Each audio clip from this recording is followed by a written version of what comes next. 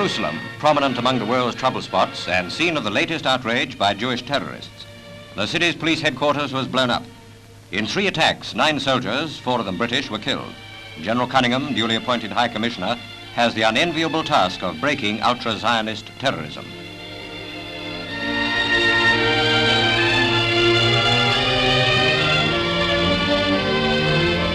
The funeral procession of the victims passes the walls of the ancient Citadel through a city of silence to the cemetery in the hills above the Bethlehem Road.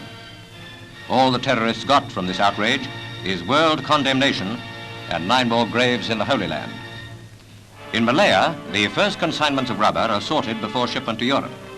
These crude rubber stocks were accumulated by the Japs. Lack of shipping piled up supplies at the dockside.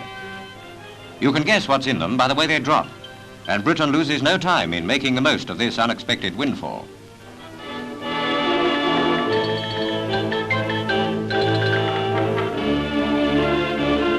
Hand tapping methods are in use again.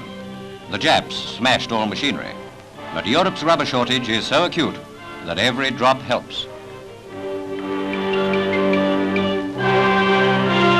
To get Malayan rubber going again, 3 times the peacetime labor is needed, and that's why rubber is given priority number 1.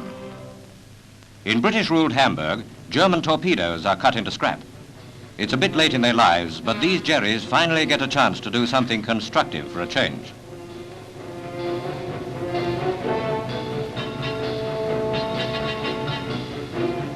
Harmless now, the stacked sections stand by while the scrapping process switches to U-boats. Still more reminders of warmongering Germany are wiped out. Interviewed exclusively by Pathé News, Gracie Fields is back in England before setting off on further troop entertainment shows. And here I am back in England, taking a little holiday. Now I'm going back to Greece to finish up 3 more weeks, and then I've got to take a rest because I'm a bit tired, see.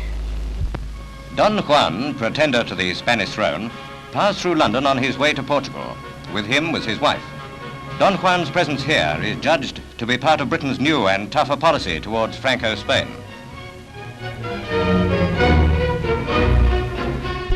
Into the world spotlight steps burly, jovial Trygve Lie, the 50-year-old Norwegian foreign minister, now chosen as United Nations £10,000-a-year Secretary General. An admirer of the British way of life, we wish Mr. Lie success in a big job. At Portsmouth Dockyard, Nelson's old flagship Victory welcomes an honoured guest when Princess Elizabeth paid her first official visit to the city.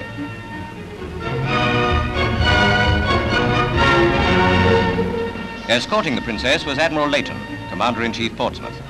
The weather was in a bad mood, but Princess Elizabeth, like all visitors, took a look at the spot where Nelson fell. Main purpose of the visit was to open Portsmouth's new club, the first permanent all-services NAFI centre.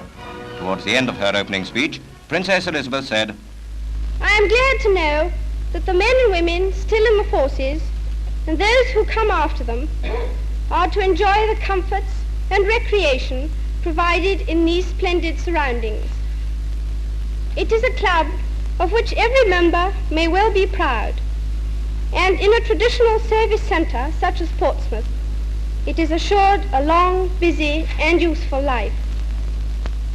I wish good fortune to all who serve in this club and all who are served by it, and I have great pleasure in declaring the club open.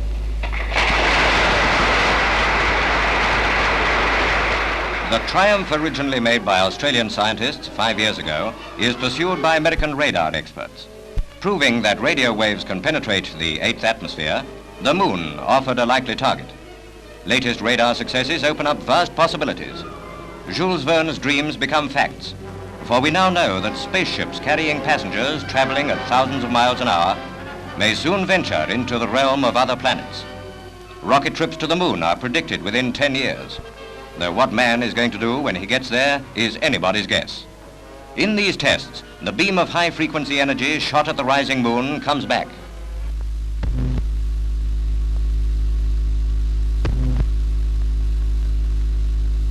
Radar pulses strike the moon and return, making a round trip of nearly 500,000 miles in 2.5 seconds. Radar explodes the saying, the sky is the limit.